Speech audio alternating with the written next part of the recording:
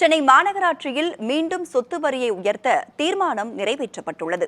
இந்நிலையில் அதற்கு எதிர்க்கட்சிகள் மட்டுமின்றி திமுக கூட்டணி கட்சிகளிடையேயும் எதிர்ப்பு எழுந்துள்ளது.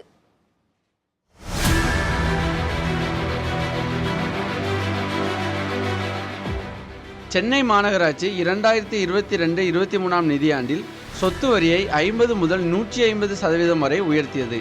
இதற்காக வெளியிடப்பட்ட அரசாணையில் மத்திய அரசின் 15வது நிதி ஆணையத்தின் பரிந்துரைப்படி ஒவ்வொரு ஆண்டும் சொத்து வரி 6% உயர்த்தப்படும் என தெரிவிக்கப்பட்டிருந்தது.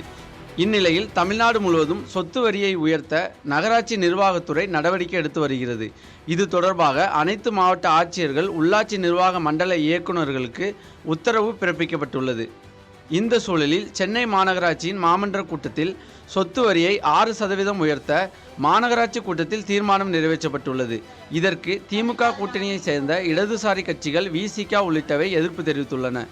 தனியார் மயானங்களுக்கு அனுமதி வழங்குவது, குப்பைகளை கொட்டுவதற்கான அபராதத்தை உயர்த்துவது போன்ற தீர்மானங்களுக்கும் எதிர்ப்பு தெரிவித்து அக்கட்சி உறுப்பினர்கள் வெளிநடப்பு செய்தனர்.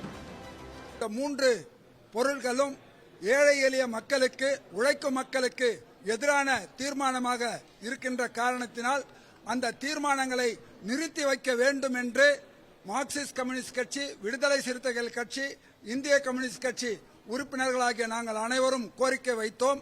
ஆனால் அதை விவாதிக்குவதற்கு, அதை கேட்பதற்கு அனுமதிக்காமல் அந்த தீர்மானங்களை நிறைவேற்றியதனால் நாங்கள் அதை கண்டித்து வெளிநடப்பு செய்கிறோம். அதேபோல் அதிமுகவும் சொத்து வரி உயர்வுக்கு எதிர்ப்பு தெரிவித்துள்ளது. மத்திய அரசின் மீது பழி போட்டு தமிழ்நாடு அரசு சொத்து வரியை உயர்த்துவதாகவும் குற்றம் சாட்டியுள்ளது. இதை செய்யக்கூடாதுன்றதை நாங்கள் ரொம்ப கடுமையாக எதிர்க்கிறோம். இதை எங்கள் தலைமைக்கு கொண்டு போய் இது சார்பாக நாங்கள் ஆர்ப்பாட்டமும் செய்ய கடமைப்பட்டிருக்கோம் அப்படின்றத நான் இந்த நேரத்தில் நாங்கள் தெரிவிச்சுக்கிறோம். சென்ட்ரல் கவர்மெண்ட் மேலே பழி சொல்லி இவங்க ஏற்றுறாங்க.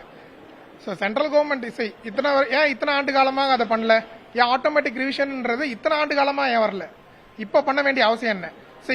ரெண்டு வருஷத்துக்கு முன்னாடி கூட தான் 2022 எல்லாரும் பொறுப்பேற்ற உடனடியாக ப்ராப்பர்ட்டி டாக்ஸ் இன்க்ரீஸ் பண்ணாங்க.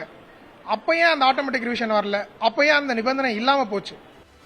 சொத்து வரி உயர்வுக்கு மாமன்ற உறுப்பினர்கள் எதிர்ப்பு தெரிவித்துள்ளதால் இது தொடர்பாக உள்ளாட்சித்துறை செயலாளருக்கு கடிதம் எழுதப்படும் என துணை மேயர் மகேஷ்குமார் தெரிவித்துள்ளார். இதனிடையே சொத்து வரி உயர்வுக்கு கண்டனம் தெரிவித்துள்ள பாமக நிறுவனர் ராமதாஸ், திமுக அரசு வரி உயர்வு, கட்டண உயர்வு என அடுத்தடுத்து சுமைகளை மக்கள் மீது சுமத்தி கொண்டிருப்பதாக விமர்சித்துள்ளார். திமுகவிற்கு வாக்களித்த பாவத்திற்காக இவ்வளவு அதிக தண்டனை தேவையில்லை என மக்கள் நலனை கருத்தில் கொண்டு சென்னை மாநகரில் சொத்து வரியை திரும்ப பெற வேண்டும், தமிழ்நாட்டின் பிற நகரங்களில் சொத்து வரியை உயர்த்தும் முடிவை கைவிட வேண்டும் என அவர் வலியுறுத்தியுள்ளார். எதிர்க்கட்சிகள் மட்டுமின்றி கூட்டணி கட்சிகளே சொத்து வரி உயர்வுக்கு எதிர்ப்பு தெரிவித்துள்ளதால் வரியை உயர்த்தும் நடவடிக்கையிலிருந்து தமிழ்நாடு அரசு பின்வாங்குமா என கேள்வி எழுந்துள்ளது. புதிய தலைமுறைக்காக ஒளிப்பதிவாளர் மதுவுடன் செய்தியாளர் ராஜ்குமார்.